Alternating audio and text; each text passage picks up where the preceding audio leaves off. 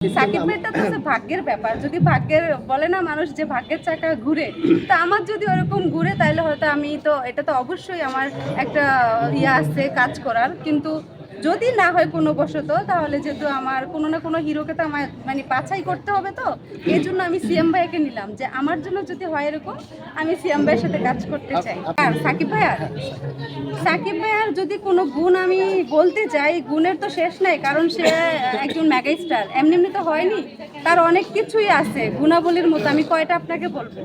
সাকিব ভাইয়ার রোমান্টিক ভালো লাগে, মানে সে যখন মেয়ে পটায়, মানে চুলগুলো এরকম করে, তারপর আবার যে মুখের এরকম করে না, ওগুলো ভালো লাগে আর কি, এক্সপ্রেশনগুলো ভালো লাগে, মানে রোমান্টিক হিরো হিসেবে।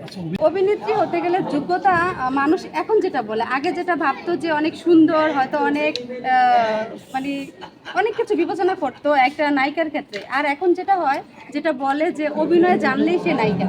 সে এখন হতে পারে যে একজন পাগল, সে মানে কোনো কিছু সেন্স নাই, তার কোনো অ্যাক্টিভিটিস আছে, সেও একজন নায়িকা হয়ে গেছে, মানে ভাইরাল মানে নায়িকা।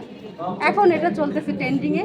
তো আগে যদি ভাবতে যে আগের কথা, তাইলে হয়তো অনেক কিছুই গুণাবলী ছিল যাদের মধ্যে, যারা ধরেন শাবানা ম্যাম ছিল, কবিতা ম্যাম, তারপরে কবরী ম্যাম, তারপর হচ্ছে গিয়া চম্পা ম্যাম, ওনাদের ক্ষেত্রে যদি নায়িকা বিবেচনা করতে যাই তো অনেক কিছুই ছিল, আর এখন সেটা নাই।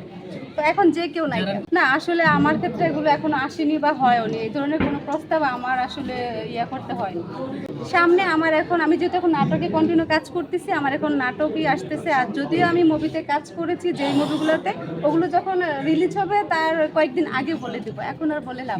আমি দুইটা মুভিতে কাজ করেছিলাম, সেটা হচ্ছে গিয়া চাদর মুভি, ওটাতে মেইন নায়িকা ছিল বুবলি আর হিরো ছিল সাইমন ভাইয়া। আর হচ্ছে আরেকটা ছিল কলকাতার বনিত, মুভিটার নাম হচ্ছে মানব দানব। নায়িকাটা আমাদের বাংলাদেশি, আর হচ্ছে গিয়ে হিরো তো বনি সেন, ওনাকে তো সবাই চিনি। এই আপাতত আমি এখনো মুভিতে কোনো কাজ করি না, ওই দুটা করেই আমি স্টপ হয়ে গেছি, কারণ হচ্ছে আমি চাচ্ছি যে আরো বেটার কিছু করার জন্য।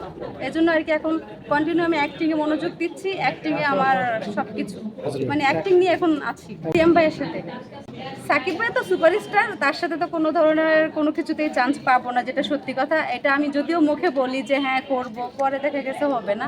সো এই জন্য বলতেছি, ওইটা চিন্তা বাদ দিয়ে যদি অন্য কারোর সাথে আমি স্পেসি করে বলতে যাই, তাহলে আমি সিএম ভাইয়ের সাথেই কাজ করতে ইচ্ছুক।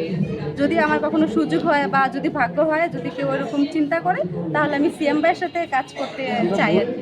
এটা তো আমি ভাগ্যের উপর ছেড়ে দিছি, বলা যায় না, যদি কখনো না কখনো হইতে পারে, এই জন্য আর কি ওটা অপশন রেখে, মানে মেইন যদি আমি বলতে যাই যে কার সাথে কাজ করব, তো আমি একদম বলতেছি সিএম ভাইয়ের সাথে। আসলে অনেক হিরোদের সাথেই তো কাজ করেছি, এখন স্পেসি করে তো ওরকম ইয়ে করতে পারবো না, অনেকের সাথেই করেছি।